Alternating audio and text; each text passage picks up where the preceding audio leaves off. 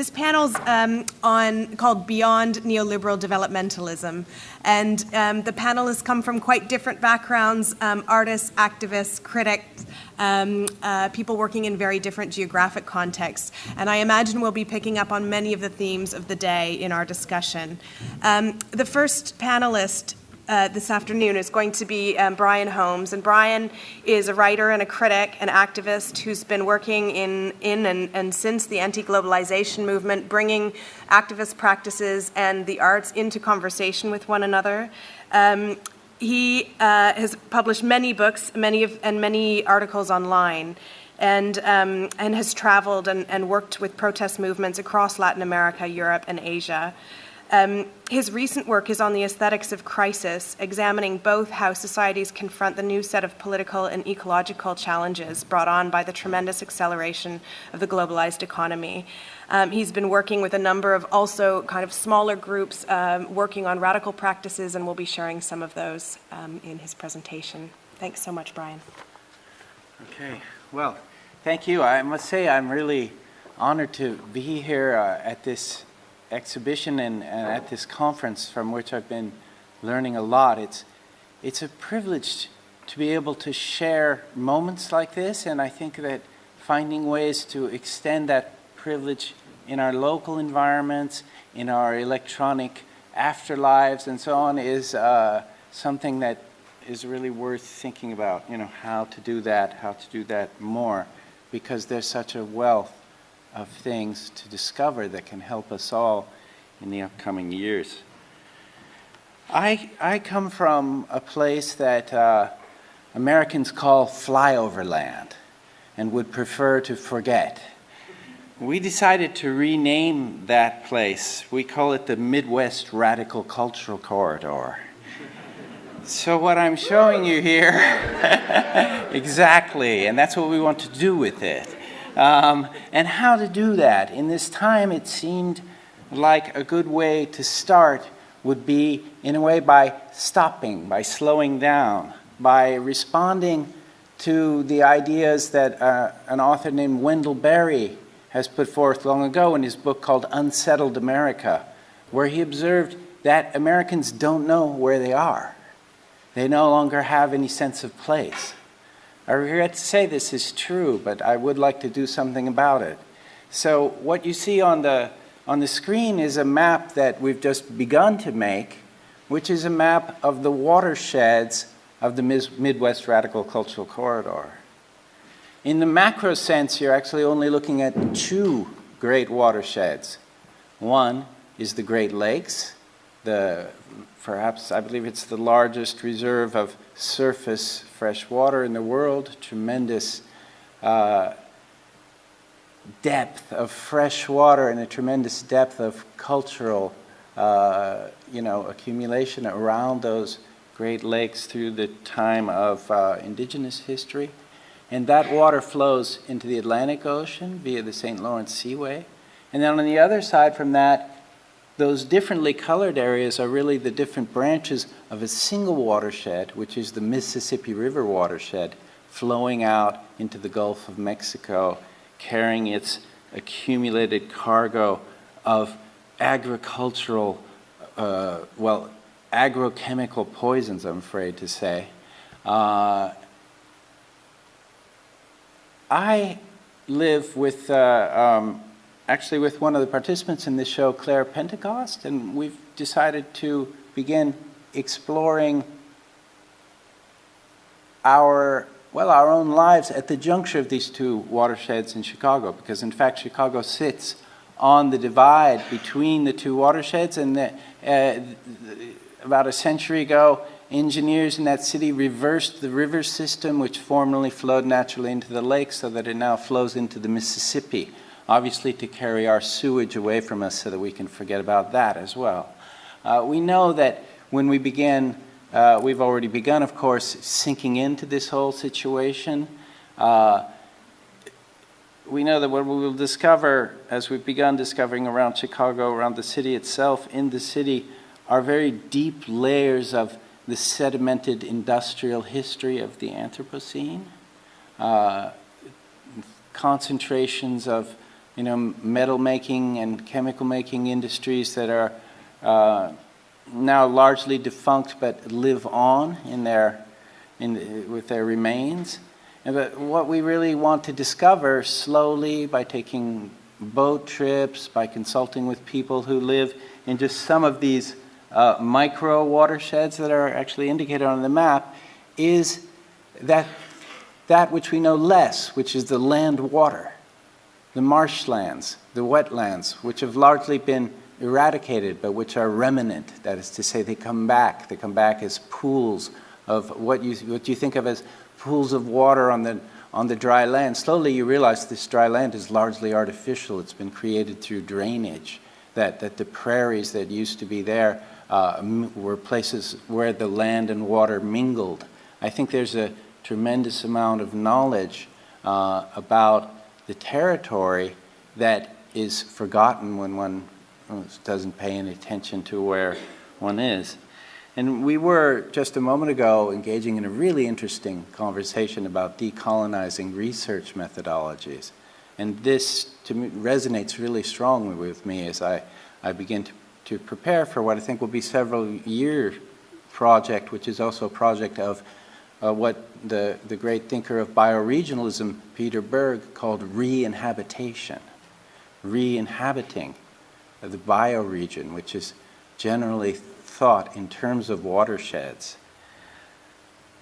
In that reorientation, the group that I work with is called the Compass Group, and indeed we seek to orient ourselves within the Midwest Radical Cultural Corridor and within the Anthropocene as well.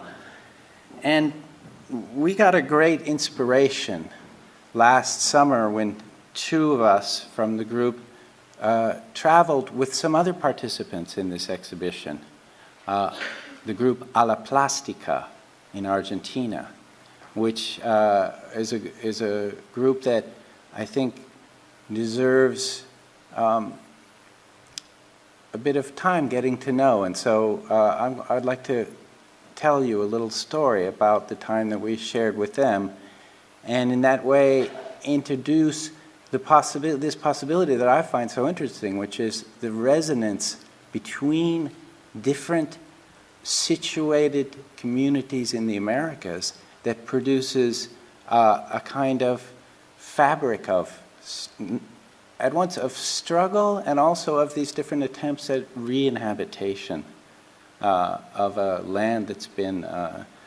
simply abused for so long that we're starting a bit late perhaps on this, but we must start. So I'll read to you this text which I wrote to convey some of the inspiration that I found this summer in Argentina, where I've been many times before, and with some people that I've known for many years. Imagine yourself on a riverbank in the middle of Argentina with the giant Rosario Victoria Bridge rising up out of a flood. Torrential rains poured down on Brazil about 3 weeks ago. Now the water is rushing before your eyes, carrying its cargo of debris and river weeds and mud.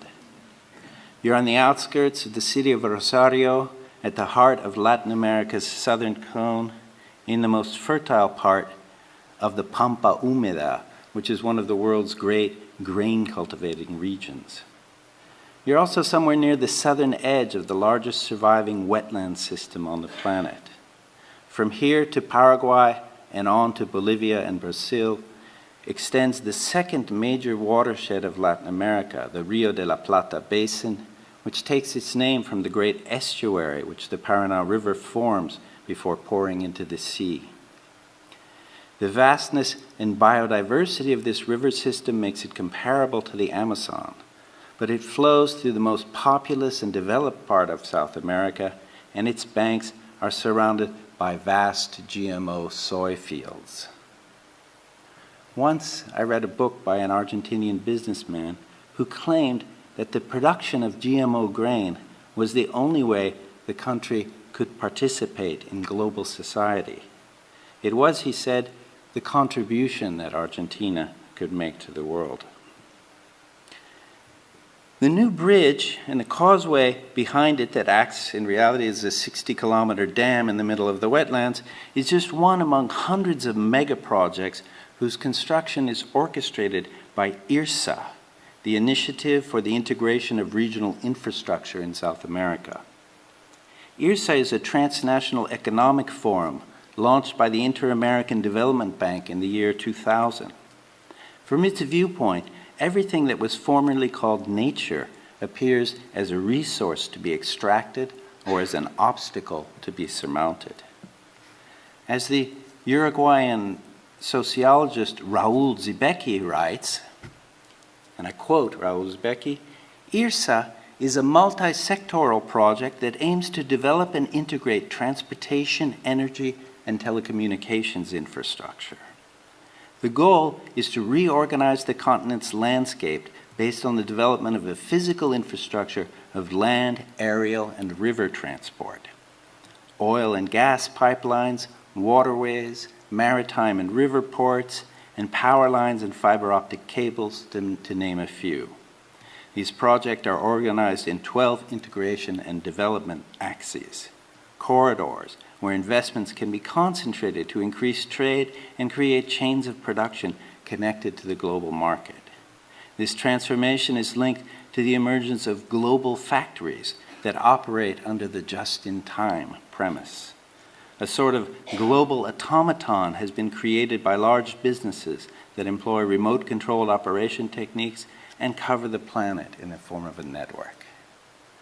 So that's a strong reality. That's what's behind the idea. That's the other of the radical corridor, these transportation corridors, this global factory.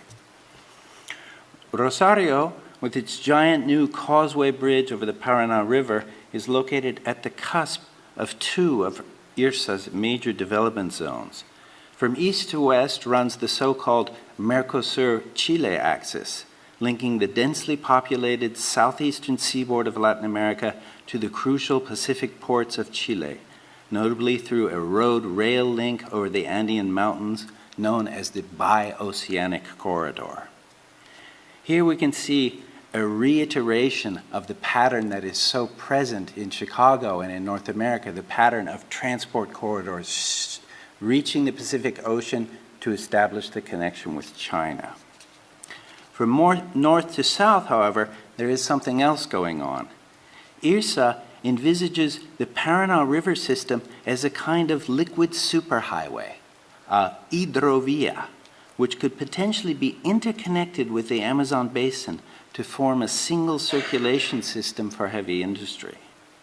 The kinds of corridors that emerged around Chicago over the course of 200 years are now being planned at continental scale for realization in less than 2 decades. This is the expanded scale and accelerated time frame that we have to imagine if we want to face the realities of capital circulation in the Anthropocene. The question is, how could anyone do that?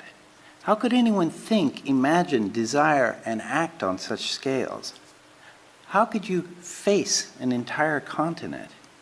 Or to ask a variation of that same question, how could you interact with a bioregion of such vast dimensions as the Rio de la Plata watershed? I've been to Rosario before, but in July of 2014, I had the good fortune to return in the company of A La Plástica, an art group which has been working with eco-social issues since the early 1990s.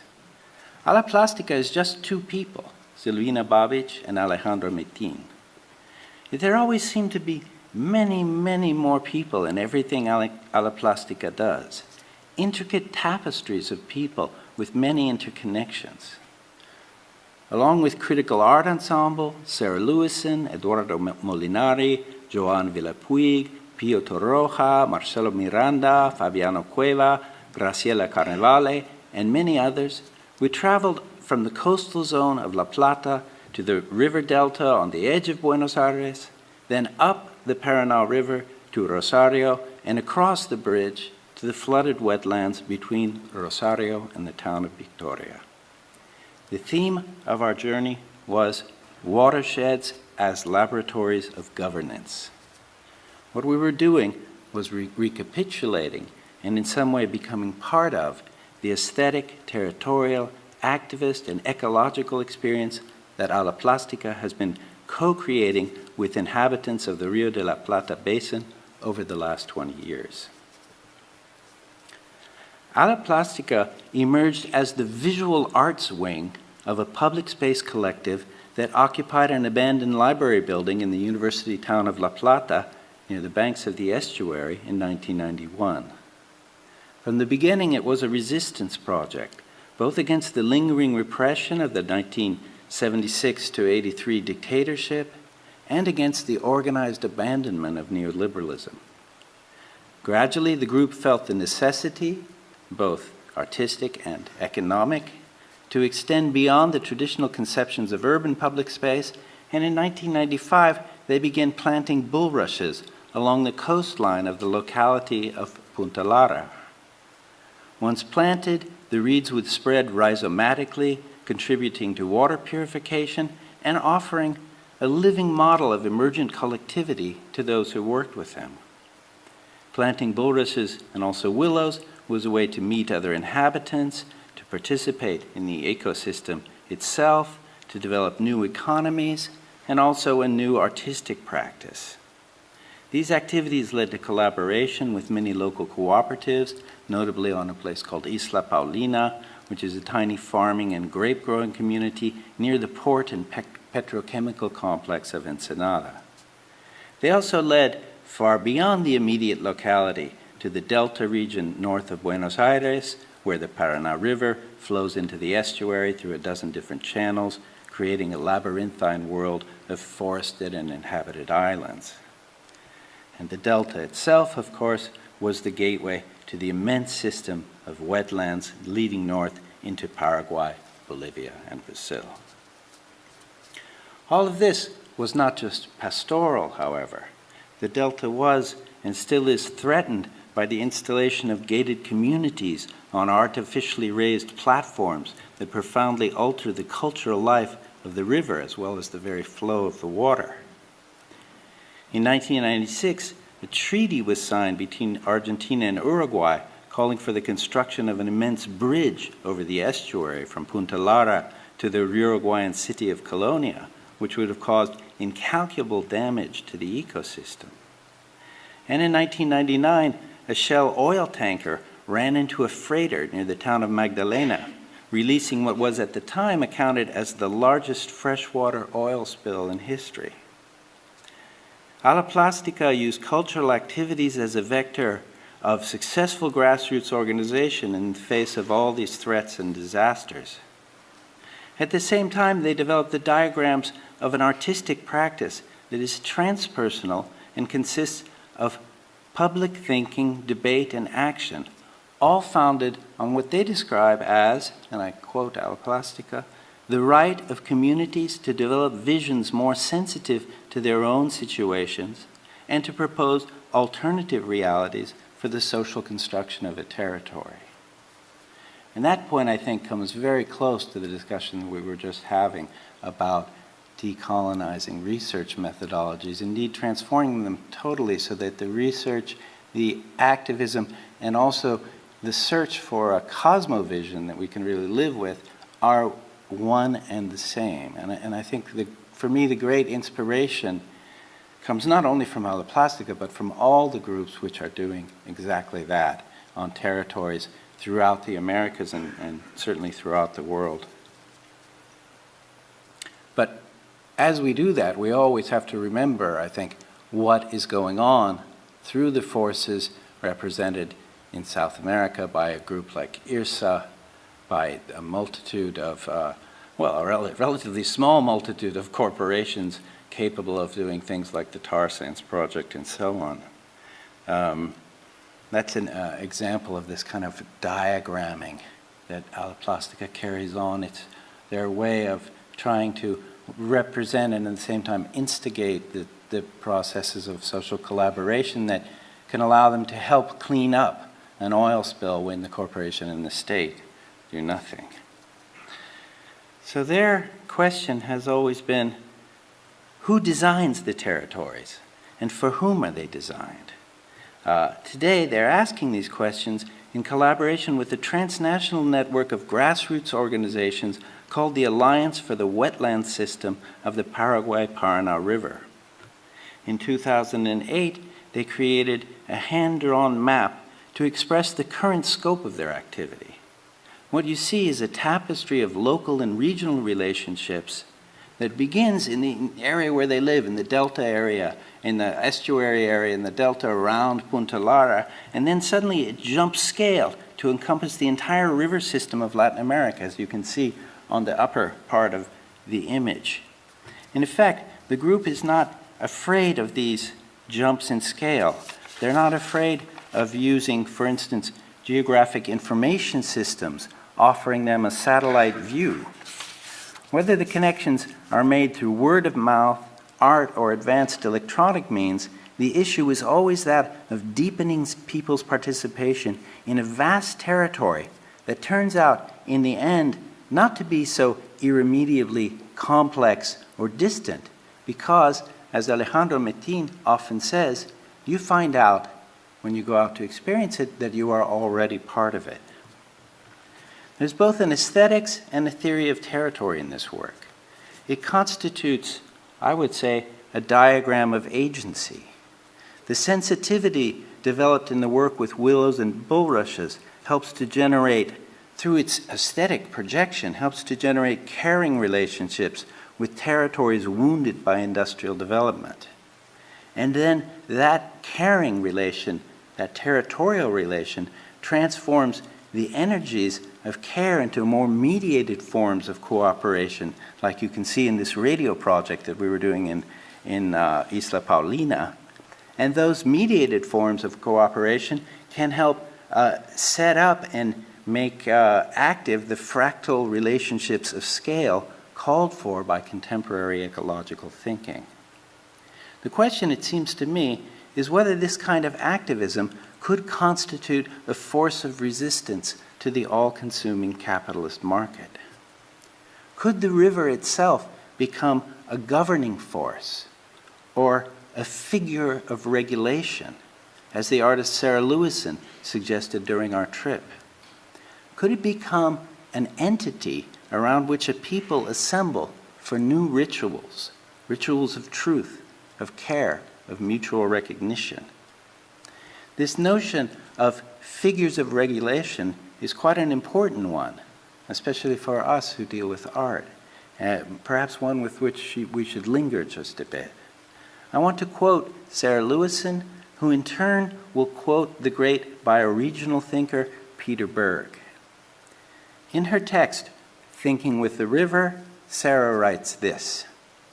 She says, "For Berg, a figure of regulation was a framework for evaluating and limiting human undertakings.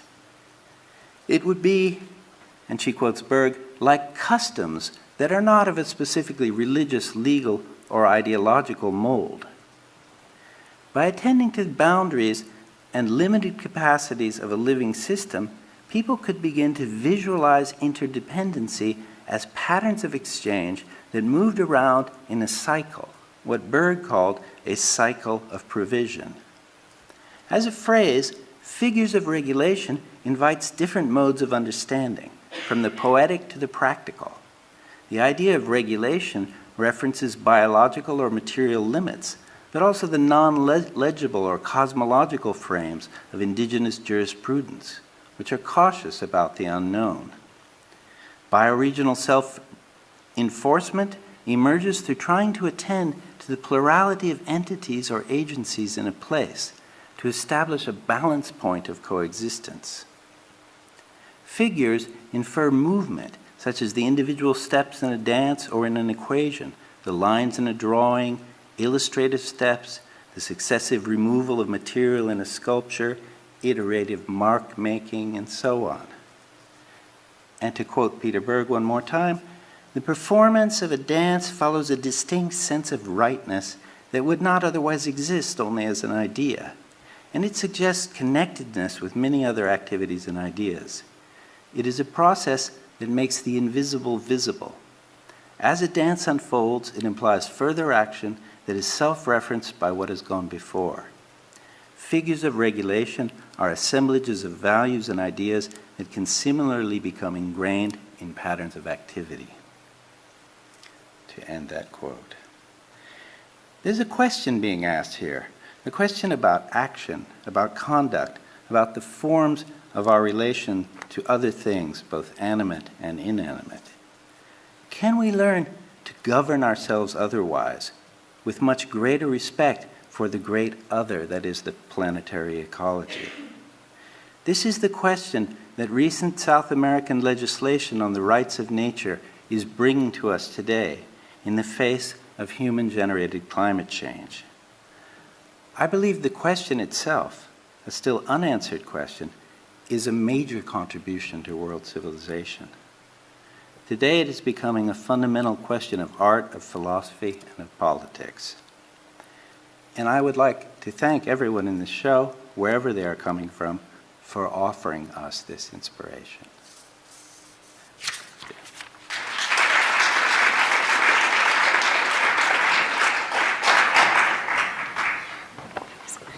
Thank you so much, Brian.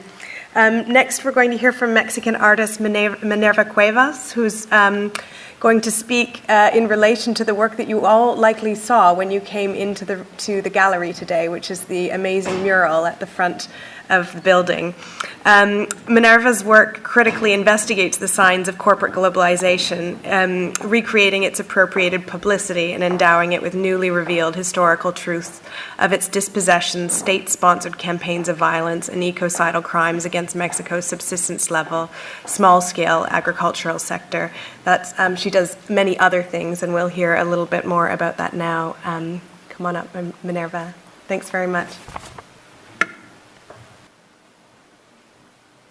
I'll give examples of previous works, and I'll very much also talk about the research I've done for those projects. And I'm glad we ended up talking about research, because I think that even though my work tends to end up in many different visual solutions, research is the key for producing it. So first, this project is an early one. It's called Better Life Corporation, and it very much started as a series of interventions in Mexico City public space. What I was doing was basically responding to either economical situations or institutions, or just in general the system in the city, by giving free products and services. And well, I started calling them products and services just to be able to give a structure to the project, but it was very much just a series of actions on the street. So some of the products were free subway tickets, everything for free, self-stamped envelope, student ID card. Anyone can request or get these kind of things. So it was a mix between orders and services that I was developing. Also campaigns. Like the first time the project entered a museum, I decided to also use the banner to announce the exhibitions to have this campaign that is around homelessness in Mexico City. And it says, if you have house, you count, for the National Institute of Statistics. The homeless don't, because, well, basically they are not counted as part of the population. That's, well, a little bit strange order of slides, sorry. Also, the first time I presented the project inside a museum space, I borrowed the furniture from the Spanish bank, Banco Bilbao Vizcaya, and I also borrowed this mascot from the bank because I thought it was perfect. It's dressed as Robin Hood, and it's a pig, symbol of greed, accumulation, and I didn't do anything to the pig. I just show it inside the museum space because it was just perfect with the show. Then this is the office space that I used to have also in relation to the project, because, well, the strategy included the website, then the office space, and, well, me going around supermarkets, changing the barcode of some fruit and vegetables to make all that cheaper. And it also became a product you could order or print from the website. As part of the project also, the Melate campaign well, became probably the first logo or emblem I modified, because well, you'll see in other works how I've been using a lot of the corporate image to refer to social issues. So in this case, the alteration refers to the people that live in poverty in Mexico. And well, all the national lottery is meant to be for public assistance, but you never see the results on the streets. That's the image of the exhibition at the Tamayo Museum. And well, there as you see, there's the friend, the pig, and the whole series of products and services were active. Well, that means that the museum was giving the student ID cards and giving away all the products, giving away posters of the campaign. Someone from the museum, we used to sit there and take the photographs and do the whole process of the student ID card. At that time, I wanted that the museum change its policy and that it became free entrance, but that couldn't happen because, well, bureaucracy. So the student ID cards made possible that all the people entering that time and paying for the entrance would have the student ID and then not paying again, because if you're a student, it's free entrance. As part of Better Life Corporation, I also had the interest to learn about radio. So I learned how to set up a FM radio station, and my plan was to open a free public pirate radio station, but at the end it needed a collective behind it, very much because of the production of the programs. So that part of the project at the end connected more to other states in Mexico, like Oaxaca, that is in the south of the country, and it connected in the way of workshops teaching indigenous communities how to set up their own stations. This is the radio team. That's the radio students in Chanica, a very distant community. Even if you are in the state of Oaxaca, it would take you 12 hours by bus to reach this community. And they don't have access to TV or radio. I mean, the orography of Mexico is also so difficult that you end up traveling for hours in the same state.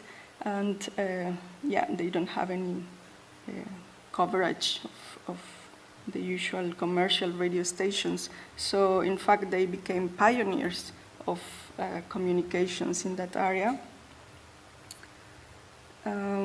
Well, this is another example of how I try to generate what I call cultural experiments. because I think ecology, it's very much not only the environmental issues, but the social issues and the relations. Here you can see that it's musicians, but all of them are playing different instruments and, in fact, different type of music. And what happened is that in Spain, they asked me to develop a public art project. And I was around the neighborhood of Lavapiés, that is very multicultural. And, in fact, it was going under a process of gentrification. And, there I decided that probably the best was to give a concert to the neighborhood, because I noticed that the musicians, the buskers of the area were going to touristic places to play for tips. So I wanted to bring them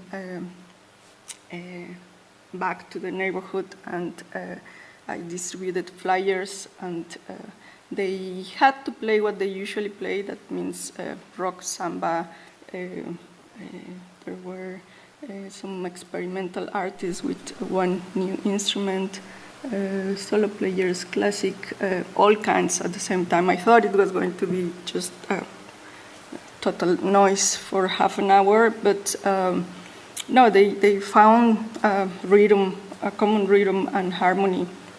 And for me, that's a metaphor also to society. I mean, they didn't need a director or any rehearsal. They just had this common language through music. That's the example I was talking about. Usually when I alter images or logos from corporations, it's not only the visual modification, but also a campaign. I mean, I try to distribute and scatter this image or graphic and information all around in any way. It could be from a tiny fruit sticker to a mural painting, like in this case. We have a huge chocolate bar at the entrance. Then this is another example of how I've been playing with mixing references to the early way Spanish view America and its natural resources, because it was also not only exploitation, but also a totally distorted vision. No, everything was a monster and alien. That's an example of studying a very specific context. That was Australia, and there I did an investigation on what was happening with the kangaroo skin industry, which basically is not needed. And it was very much a political tool to make Aboriginals vote for the politicians that kept hunting as an economic activity instead of giving all the opportunities to the Aboriginals. They decided that those kind of activities were for them. That's a mural in Brazil that also very much depicts the country. It makes references to Monsanto, to also companies that are working with the transgenic soy, cellulose. And that's Ronald. That's an action in front of the McDonald's. He basically was very honest about his activities and talk about syndicates, about the kind of meat they use for the food, and he was just too honest. He wasn't demonstrating or doing any kind of protest, he was inviting people to go inside the restaurant, but asking them for their money and giving this information, owning the place. In Norway, when it happened in Norway, the performer got arrested. That was great because it became, news. It's the national TV in Norway, and then it spread around the American websites. That's an example of how my work has been adopted by other people to use it as part of demonstrations. That series of works relates to Nestlé, which is a major monopoly in terms of resources like water, chocolate, cacao. And talking about cacao, the mural here relates to the origin, the Mayan origin of cacao, because that's the region where it comes from, and also the culture around drinking it and eating it. It also relates to the oil industry, and that connects to other works in the show, because, very much in Mexico, the area that is used to grow cacao, now it's used also for the oil industry. So what happens is that most of the people working for cultivating cacao now work for the oil industry. That's the quote you can read also as part of the chocolate bar. And that's another reference to how I work with logos and the references to the oil industry. That's Mexico City. Tar was also used in pre-Hispanic times by the Mayas, covering objects, sculptures, or with many different uses. So the installation here refers to that, but also to the Mexican oil industry and one of the accidents in that area. So, what I want to stress is that when I work with ecology is a way to bring social issues and the natural crisis that we are facing together. No, it's always both of these things that appear every time I do research on a certain social condition. There is a corporation behind. Thank you.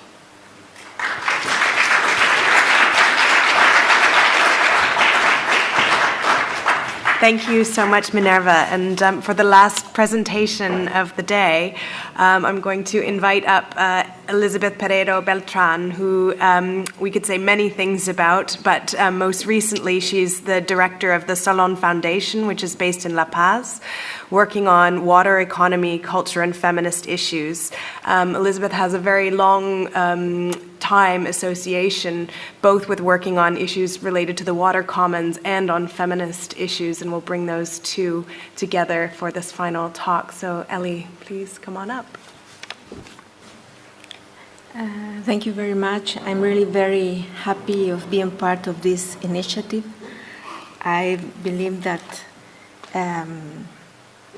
Alex and all his team made a great work joining all these reflections and also joining all these artistic productions that are now on the table to reflect on Mother Earth rights.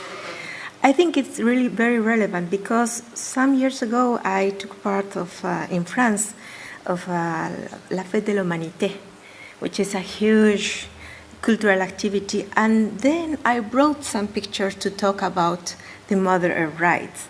And when I was talking to all the people about the unfair situation of the world, about our struggles, everybody did their hairs, they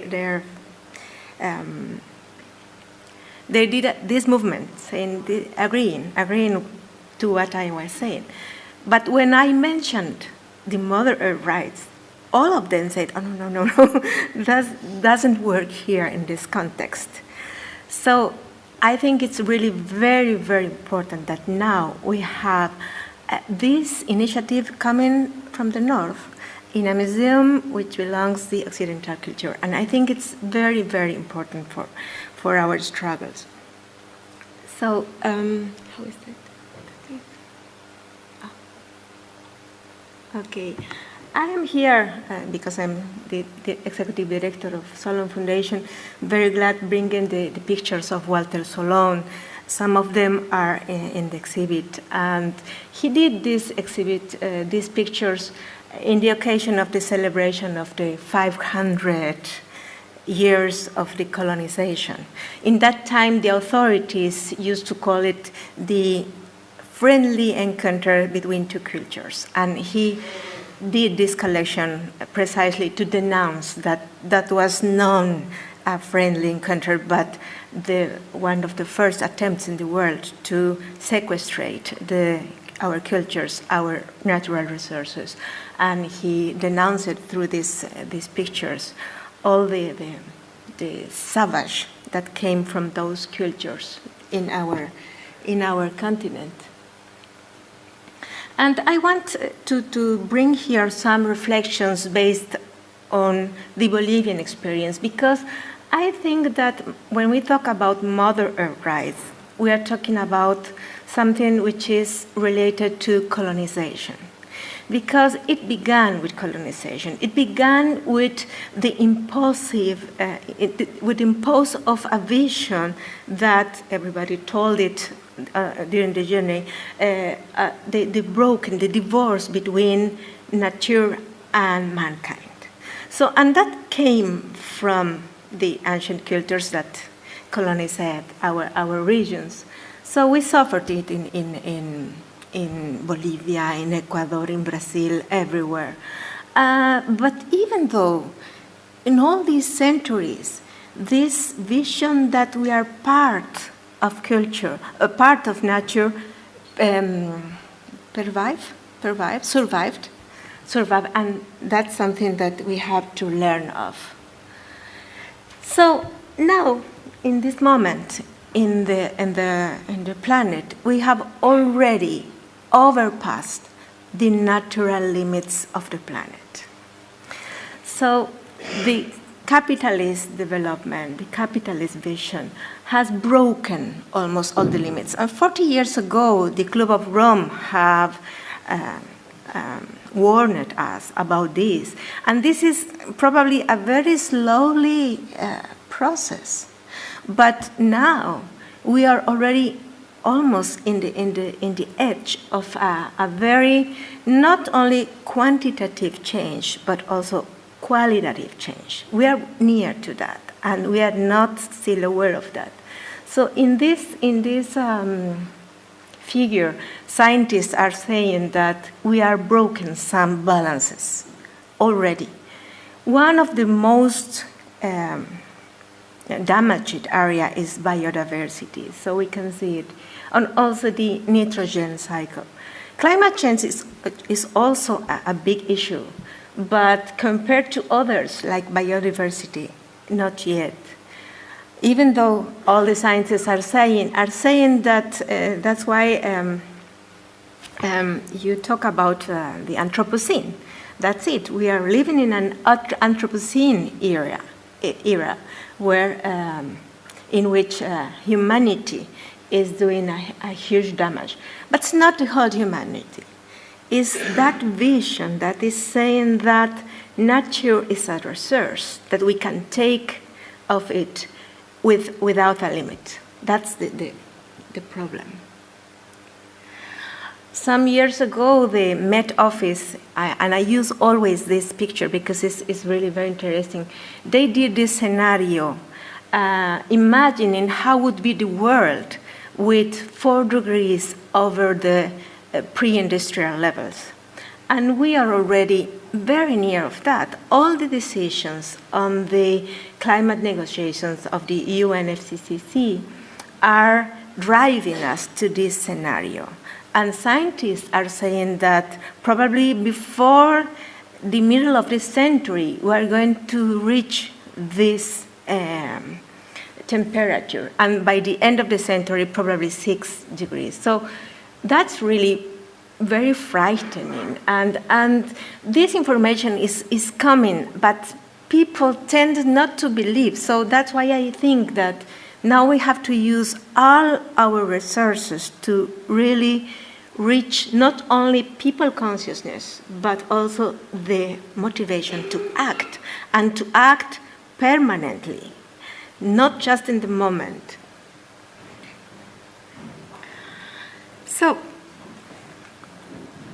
when we talk about the Mother Earth rights, for many of us, it's really hard to conceive that nature have to have rights. But corporations already have rights. They have already. And we accept that treaties, those treaties. I want to share this information of some of our colleagues. The TNI, they are located in Amsterdam. They do a great job making the state of power in the world, looking at what the big corporations are doing. So, and they say that corporations are more powerful than nations, and 41 of these 100 major corporations, major economies in the world are corporations already. And that's very important because the core of the capitalist system is to grow, to grow, to grow all the time. So they don't have limit. And the situation that we are living in all over the world now is due that vision that already catched even the indigenous territories, even all the world with its dreams, its expectations. And something that also is very interesting to reflect on is that from the 10 biggest business corporations in the world, 8 are from oil and gas corporations. And that's also very frightening because when you talk about climate change, you are talking about fossil fuels and fossil fuels burning. And activists like Bill McKibben and 350.org are saying that all the markets are based in these oil businesses. And if they say also that all these oil investments, bonus, are already registered in markets, in banks, in the financial system. And if we would burn all that is registered in the markets, we could surpass for 5 times our carbon budget. So that is terrific. No, it's not terrific. ¿Cómo se dice? Terrifying. Sorry. Terrifying. It's terrifying. It's a catastrophe. So we have to, I wanted to begin from this because many of the countries that now are in the top of the alternative systems, like Bolivia, Ecuador, or Venezuela, our economies are based on oil. So that's a big weak that we have, and we have to manage it. We have to face it. We have to say it's to us and to the world, and that's something that motivates my activism. I am really very involved in trying to show that this is a real threat for civilization, and we have to be very creative to change that reality. So that's what I said. Corporations have more binding rights systems than humanity or nature, and we have lived this in Bolivia very closely. Now I put this because we are losing our glaciers. I believe in La Paz, and this is a mountain city, and we are losing it. We are losing them very dramatically. And it's not only the losing of water resources and environmental, very nice views, but also our memories, because glaciologists used to take some pieces of ice just to study the history of climate in the world. Now we are losing those resources. It's a kind of metaphor that we all, all over the world, we are losing our memory, and that's also something that I wanted to bring here. So we learned how corporations are more powerful than us in the water war in Cochabamba, which opened a huge change in my country. And when we are, this panel is focused on how to go beyond neoliberalism and beyond capitalism. And we, of course, when we see the global situation, we are already beyond growth in the world. It is not possible to go further growing and polluting. We have to change. So in Bolivia, when it began in 2000 with the water war, and people went outside saying something really totally obvious, but has been in the blind spot of the eye. Never saw it before, but indigenous did. They say water is life. So, and with that simple message, they moved all the country and did a huge change. When we did that, the big corporation Bechtel sued our country. And they sued our country because they signed an agreement that said, we are going to stay in this country for 40 years. Okay, but we kicked them away before the second year because they were doing really things very bad. So they sued us, asking for a reimbursement for the 40 years. Not for the years that they have been investing in our countries. So that is how the capitalist system works. They are asking us even to pay them for their dreams of greed. And that is how it functions everywhere. We have to read in every conflict that we have, and they are putting this scenario for us, for the people. That's why we in our country are saying that this is one Solon's mural, which is in the university in La Paz. It means it's a figure about colonialism. And that's why we say that we are living a new era of colonialism, which is not only our resources, our population, but also our bodies, the territories, they are trespassing the most probably sacred frontiers for life.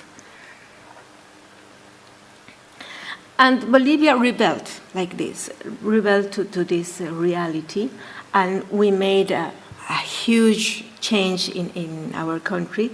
Bolivia is one of the first countries where we have already an indigenous president, which is really very, very significant in our reality, because we have been living very a kind of apartheid system, even though we have more than 60% of indigenous population, and we did it, and we built a new vision. And now inside our new constitution, we have the living well concept, which is a very strong concept that says that no one has the right to live better than other, and that living well is to make equal all the incomes, all the livings, and the use of resources. That if someone takes more than he deserves and he can use it, is doing a kind of harmful to the context. It's a very holistic vision that is already inside our constitution, also inside the Ecuadorian constitution. We recovered our natural resources because before that, all the income, 80% of the income from oil went for the corporations. Now it's on the other side. We keep about the 80%, and we could redistribute it to the poorest with some bonus, with some infrastructure investments. And we could even also did some big changes in the international context. I personally have had the privilege to be activated in New York when we got these 3 resolutions, like water as human right, that it was in 2010, the resolution on the International Day of Mother Earth, which is every 22nd of April, and it has been approved in 2009, and the resolution at the UN United Nations on Mother Earth rights on July in 2010. 50% of the members of the Assembly were with this resolution, and it was really very, very important for us. We did big steps at the international level, and we work together with different activists like Council of Canadians and the TNI, the Friends of the Earth, and so on. And also in 2010, we organized as country. We organized the International Conference on Mother Earth Rights and Climate Change in Cochabamba. And there were 35,000 people together, activists, claiming, and there we made a very marvelous statement on how to respect Mother Earth rights with some principles in which the Declaration of Mother Earth Rights was inside. But we have problems. It is not that easy to build an alternative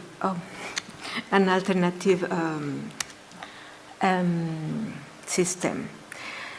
From 2010, we faced some national problems because the capitalist system is a very predatory one, and it absorbs even the best wills, the best struggles, the best proposals that rise up. And it happened in Bolivia. So we've got the Tipnis conflict, which is related to IRSA, or is part of the project. We have a very complex situation on violence against women. In Bolivia, every 3 days, one woman is killed by feminicidio. I don't know how to say it. It's a crime because of gender. The government also has approved some laws that takes water resources in favor of small mining cooperatives. We have had severe floods due to climate change, but also because Bolivia is losing its forests very rapidly, around 300,000 hectares per year is really too much. So we really are in the face of a huge challenge. So I'm going to read something that I prepared. In short, the redistributive and productive schemes have become a perverse cycle, where poverty is supposed to be overcome at the cost of a vast environmental destruction. Just last May, the Bolivian vice president officially expressed the governmental decision to begin exploitation in our national parks. Although we have made many advances in fighting social injustice, colonialism, and racism, there are many examples that demonstrate how this process became something we have to face for change. If we truly wish to go further in transforming this unfair world, the product of capitalism and neo-extractivism. And there is a special keystone encapsulating this phenomenon, which was the Tibnis struggles. Although we made many efforts to build a new society, capitalism and colonialism somehow always finds a way to survive in a world governed by corporate interests, by the addiction to economic growth, and by overconsumption as a measurement of wealth, social redistribution, and social justice. In this dynamic, governments and leadership can easily become simple functional agents. At some point,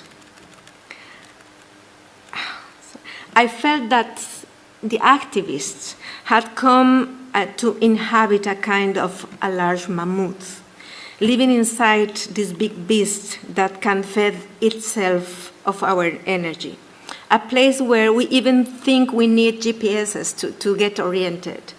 We believed that our declarations, our activism, and lobbying would be enough, and that's not enough. We were living inside the beast of power. In that context, little of our unfair relationship with water and nature has really changed.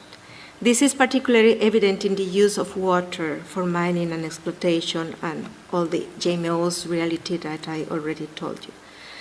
Despite this, we still believe in change. Despite this, we are still here to do our best. We can consider ourselves our survivors of the experience of being trapped inside empty words. We have to overcome those reality. Of course, this is a very human mechanism that makes us believe that we are doing things when we are simply talking. And that's I think it's one of the core that we have to change, because humans have this mechanism of representing everything. And we think that when we talk about something, we're already changing, and that's not true. We have to use our bodies to change. We need to connect back to life and face the challenge to regain common sense in growing cities, in mining camps, in the forests, in the countryside, in our homes. And at the same time, we need to support those initiatives where people are doing real things daily with their own hands and their own bodies for change going beyond words. From that intense experience in my personal life, I have learned that it's not enough to be from the South to defend life or Mother Earth. It is not enough to be indigenous, to have ecological or caring practices.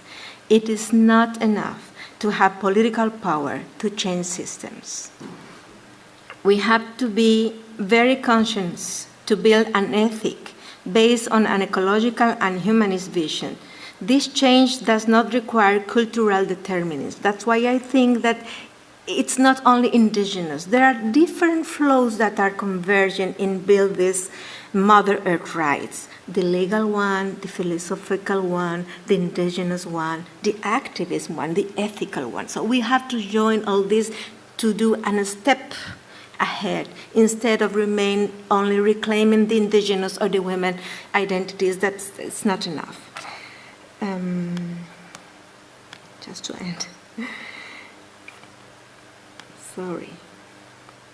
We are to use to talk about changing large realities, big scenarios. It sometimes drives us into the hands of evil powers and greed, as I have seen happen very close up in the political dynamic in my country. We might need to stop talking about models of development and begin to talk about restoration experiences and social small commitments. By opening our eyes, maybe we will be able to see that water, nature means solidarity, empathy, daily work, intimacy, self-responsibility, discipline, reciprocity, love, and care. So we have to learn of that. Probably the most important is to develop the capacity to connect what we think with what we do, what we say with what we feel, what we live with what other lives feel for our life. What matters is how much we care for others. There are no models, but experiences. There are no receipts, but creativity. We need no heroes. Just look into our own responsibility and community social tissues. We need empathy, creativity, and courage to keep on caring for life and recovering the balance with nature. Thank you. I'm going to say something a little controversial and maybe unpopular. Don't take me wrong, I agree with all of the positions of today, and I think the contributions were fantastic. But there's something that we haven't really talked about, but that we know is, has been, there's geological evidence that several thousand years ago, indigenous populations decimated entire forests in Central America, and none of that has been addressed today. And we just go back to, since colonialism, the West has done that to indigenous populations, but the reality is that it's not just a colliding, as we've heard all day long, between the West and native populations. There's an ancient history that I think is worth addressing at some point today.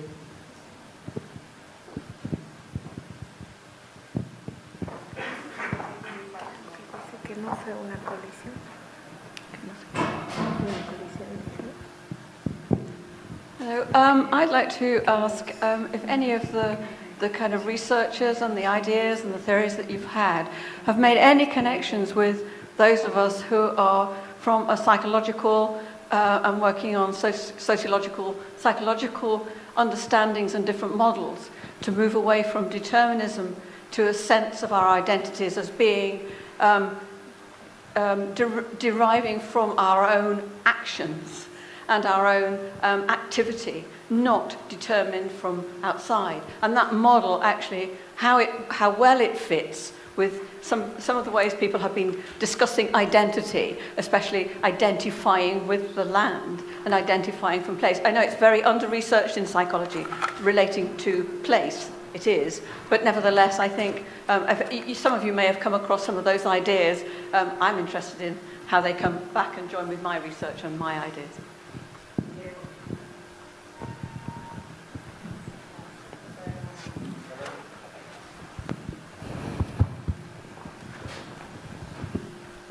Thank you.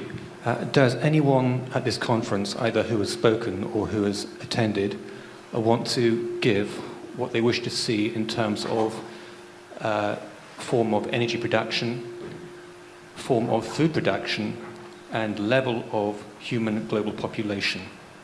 Does anyone want to talk about what they would like to see in terms of energy use, food production, and the level of human population here? I just want to make an observation and then raise the question. I mean, this last panel and part of the previous one was fascinating because it brought up the topic that didn't get brought up in the morning, which was economy. And Brian, you brought up rehabilitation, you call. So there is all this being used, renewal, revitalization, reclaiming. So in some sense, it seems like there is an effort to reclaim the origin of ecology, going back to oikos, which is both ecology and economy. Having said that, and there was a lot of wonderful things discussed, it kind of goes back to a little bit of your point. Throughout the day, we have been, of course, looking at the other or addressing the other, the corporations and so on. There has not been any discussion all day about ourselves. Kind of going back to the whole idea of what John Kenneth Galbraith, the economist, brought up, he was probably one of the first ones, how much should a country consume? And then Ram Guha took it on to call it how much should a person consume, and wrote a whole book on that. And then the great Spanish economist, Juan Martinez Allier, talked about the sort of the ecological economy, which many of you addressed today. But is going back to, because we can keep blaming the other, but Fernando, I think he brought up just very briefly with his comment about the car, if you can reflect on the self, because we are reaching a point where we are the ones who are consuming. We are the ones. So it's not just the corporations are providing. There is, of course, a lot of injustices, a lot of these relations are really fraught.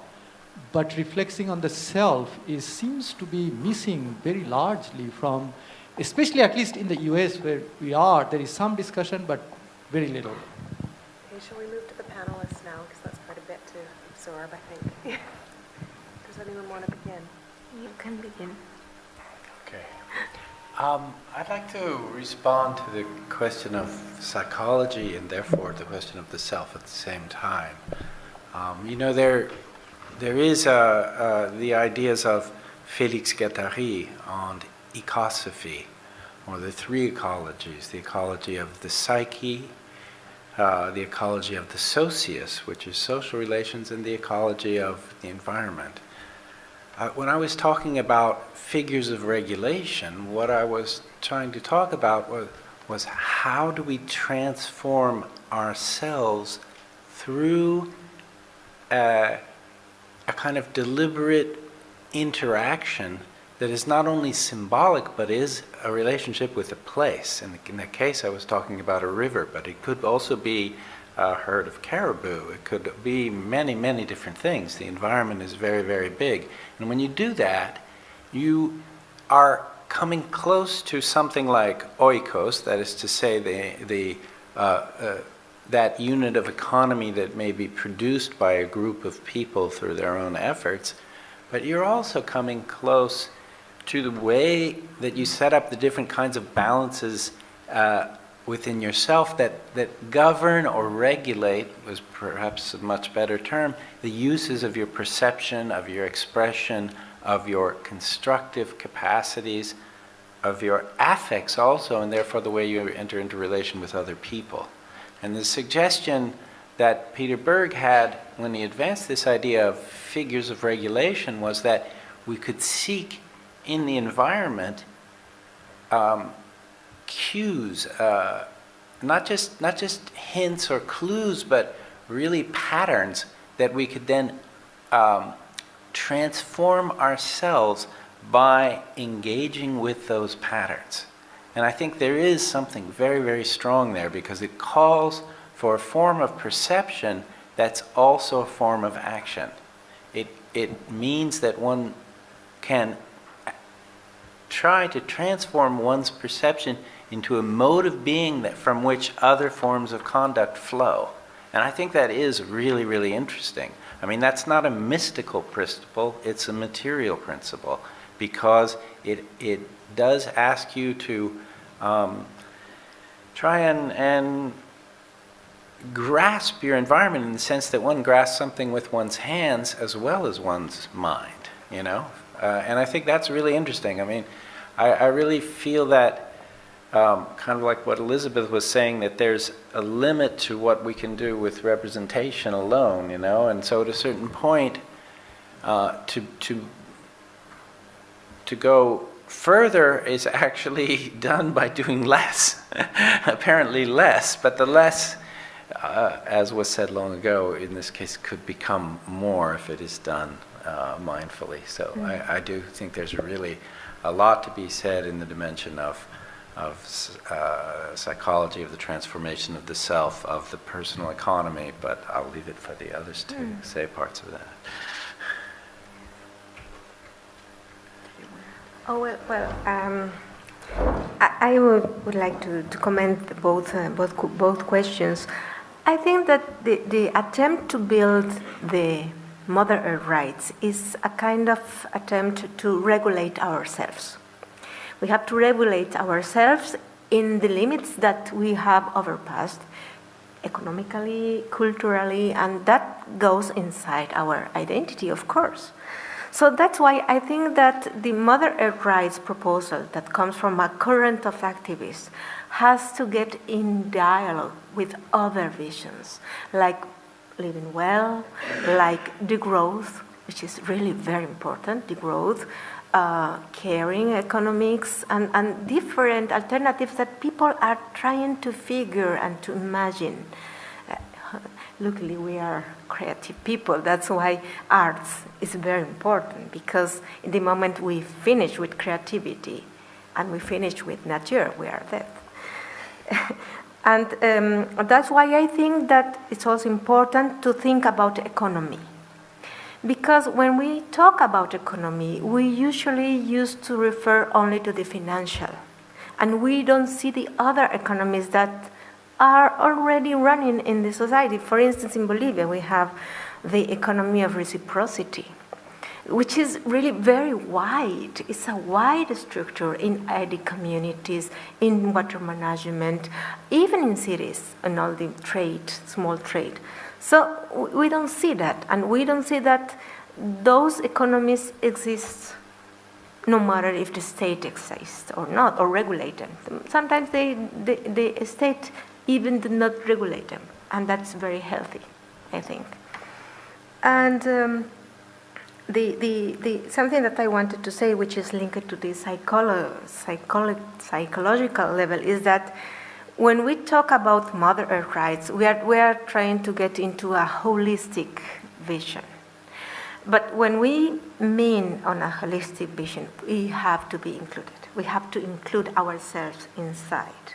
And that's why we have to see us and deconstruct our own minds, identity, concepts, preconcepts, prejudice, and so on. This is a very, very important challenge we are living now. So we have to feed our minds and our rebellions of all the knowledge that has been accumulated. And now I want to quote or to mention Otto Sherman. I don't know if you heard about him.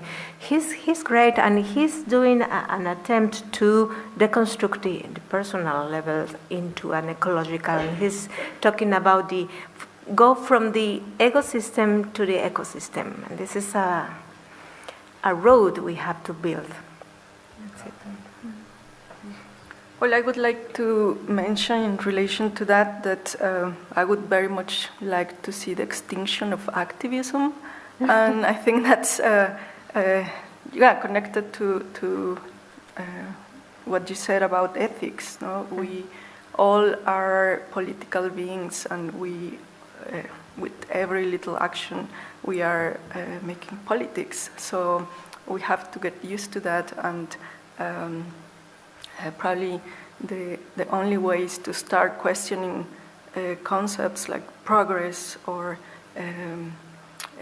or the democracy even. No, I think we are used to just talk the capitalist language, and that's also why Fernando's intervention about keeping other languages alive relates to keeping other concepts alive. So it's a very integral change what we need. No, we don't need to talk about environmental issues, but we need to talk about social issues and behave as a species, and in terms to survive. No, because we are not doing it. We are acting as a virus, or just killing each other, either wars or bad decisions. But yeah, I think that's what I would like to see, but in general, in all fields. No?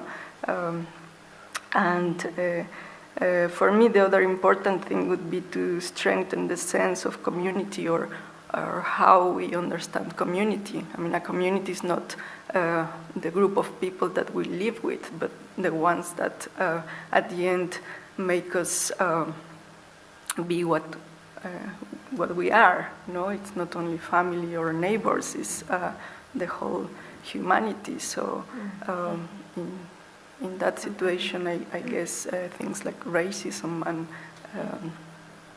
gender issues also go to a totally different level. No, so behave as a species, and in the case of Mexico, I would like to see all the political prisoners free as well, no? Because there is a lot of people in jail at the time for being in social situations that at the end have to do with the ecological crisis.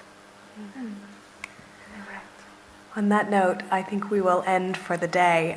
Only to say, though, that I think this last panel is really just the beginning of a call to this kind of people in this room and the institution in general, that over the next 7 weeks we'll be working with the material that everyone has brought to the table today. And I thank you all for coming and for being here.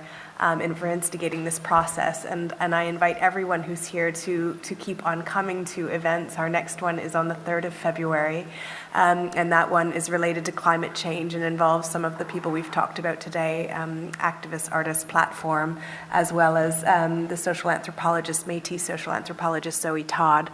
So we're hoping that you will come back and be with us and also have your own ideas about things that need to happen in the city as a result of this. So it is for sure just a beginning. I invite also everyone to move over to the cafe if you'd like to have conversations and continue to the dialogue for the day. So thank you everyone for coming, and thank you very much, and the gallery assistant. Thank you all for coming. That's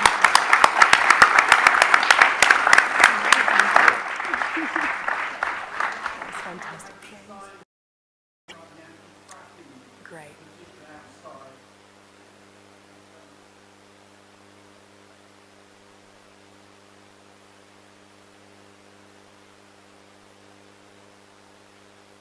Message like that they'd like to send out to everyone else, please just come up and sign it on a sheet of paper. We'll send out an email to all of the delegates with all of the information on upcoming events.